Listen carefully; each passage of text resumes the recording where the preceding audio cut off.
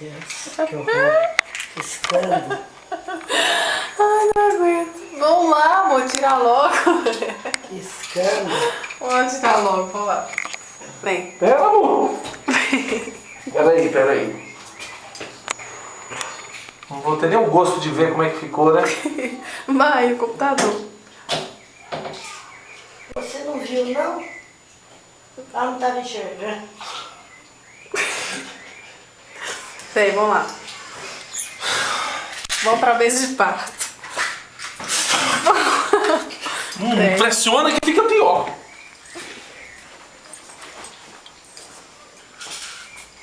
Engraçado, viu? Vem, amor. Senta aí.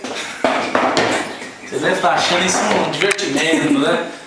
Dá um golinho de café, amor. Dá um golinho de café pra mim. Pera aí. Tem hora que limpa, sabe, assim, ó. Não tá legal, não.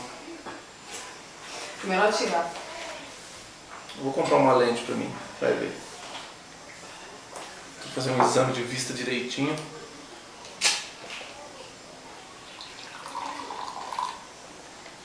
Não. Você ficou perfeitinho, assim, enxerga tudo normal? Não, não. E como é que você usa isso? Porque falhou.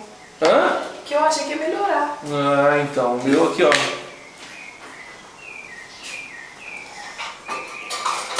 O seu olho não tá vermelho, tá bem aqui seu olho. Tá vendo tanto trem que você pingou? Branquinho. Branquinho.